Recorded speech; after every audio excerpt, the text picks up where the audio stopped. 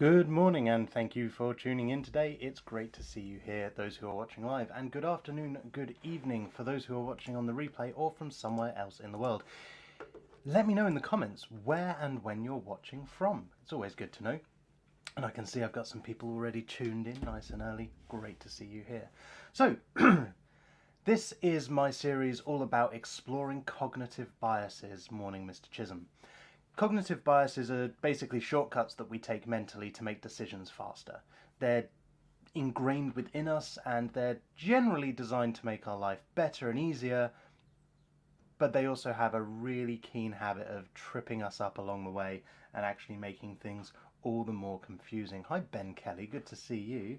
Been a while, buddy. So yeah, that's what cognitive biases are, and today I'm talking about the illusion of control. Sounds big and fancy, huh? It's really, really simple. The illusion of control is that we have a tendency to believe and assume that we have greater control on external events than we actually do. Now, as is the case with a lot of biases, we don't necessarily know or realize that we're doing it. In fact, another bias is that we all have a tendency to believe we're less biased than everyone else. We can't all be less biased than everyone else. That's just not possible.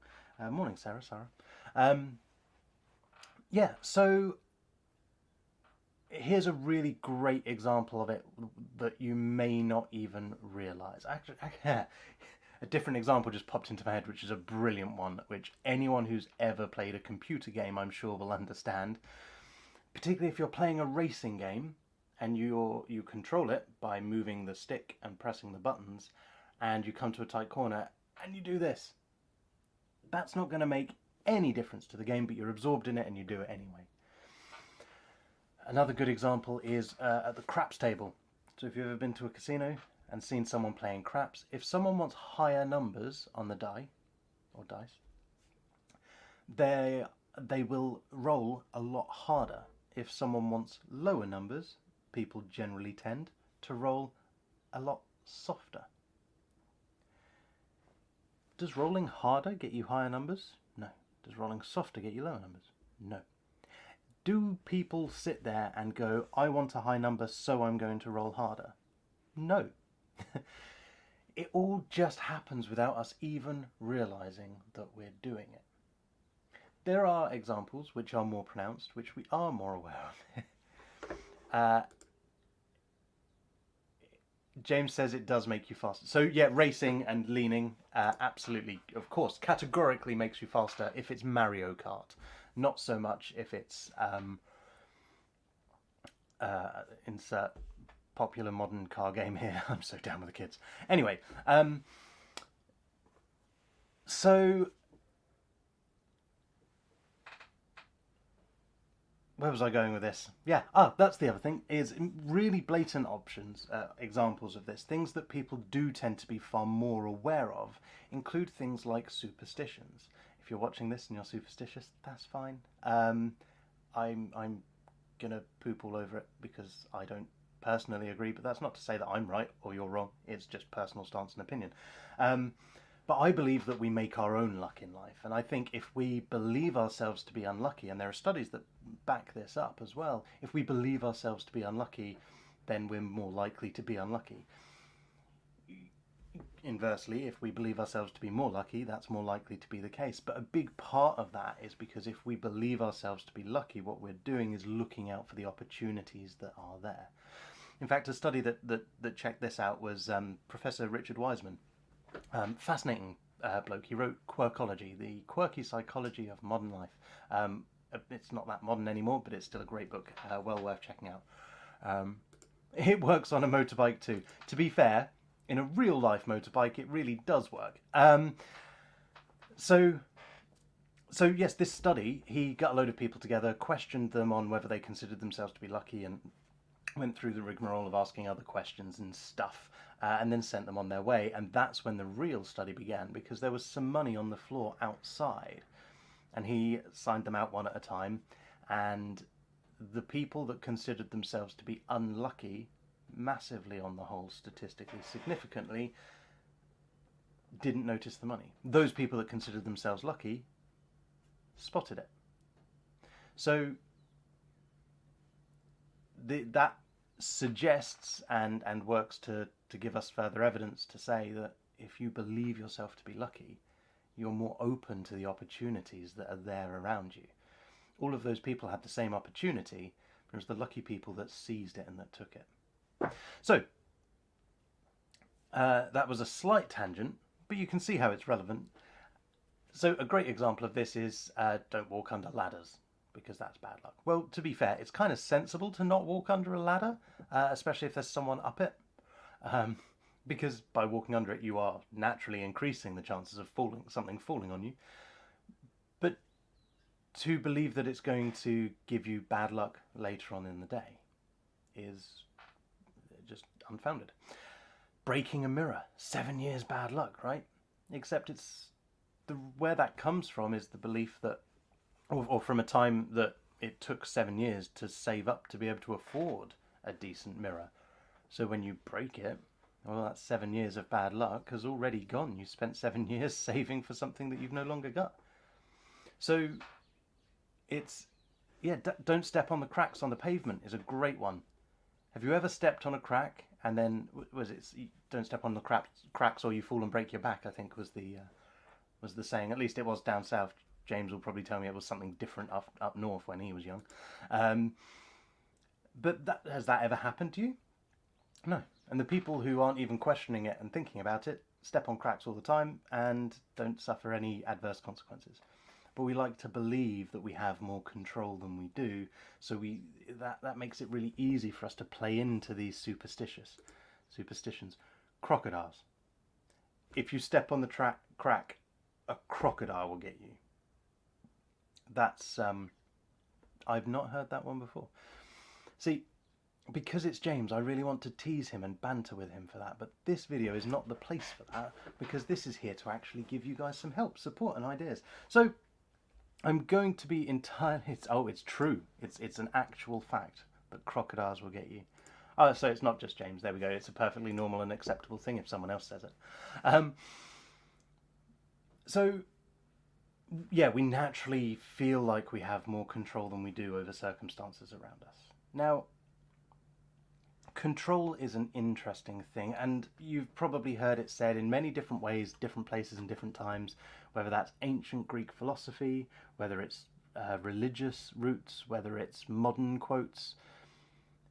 But learning to accept and focus on the things accept the things that you can't control and focus on the things that you can control is so important as a part of mental well-being. I can't control certain things around me. I can't control other people's actions or intentions. What I can control is my own actions, my own inactions, and my own reactions to the things that are going on around me. When you really take the time to accept everything else for what it is and focus on that, on yourself and what's in your circle of control, it is amazing the difference that has. And then as such, you generally find it's easier to have more influence over the stuff that you don't control as well, which is really cool. So I was thank you for sharing, Kat, really appreciate that. I was spiraling a bit this January, so I started healthy eating and daily walks. Those I can control. There we go. And right now, in this situation that we're currently in, which I generally avoid talking about for the most part, because I think there's enough stuff going on about that already. But in the situation that we're currently in, there are things that we would love to have more control over. There are areas of our lives where huge waves of control have been taken away from us. And like Kat said, one thing that really helps is learning to refocus on the things that you can still control, because there's still loads you can control. In fact, I had a client recently who, when I first spoke to them, said, I've got no control over anything in my life anymore. So I questioned that. I pushed back on it a little bit. You've got no control over anything. No, none whatsoever. Can you think of anything in your life that you have control over? And at this point, she was pretty adamant there was nothing. And then we realised that she has control over what she has for breakfast. Whether she sits at the table in the kitchen to eat it, or sits on the sofa, or sits on the stairs. Which is something that for her made a big difference, actually, just doing something so completely different and going, I can do this because I want to. And it allowed her to start her day in a very different way. So there's a lot more that you can control that you may not realise, because we have a tendency to take that stuff for granted. But we also have a tendency to assume that we have more control over stuff beyond that we don't have control over. If you are struggling with feeling a bit out of control at the moment and with everything that's going on, and you want some hints and tips on how to get more stability, I guess, within your life, a bit more structure, or not structure if that's what's important to you, there's hints and tips in a free guide that's available from my website if you want to check that out, which basically is all about looking after your mental health and well-being during lockdown. So there's some great hints and tips there if you're interested. So we don't have control. You're out of control. You don't have anywhere near as much control as you may instinctively feel you do. Notice this isn't logical thinking, but instinctively feel that you do over situations around you, and that's okay.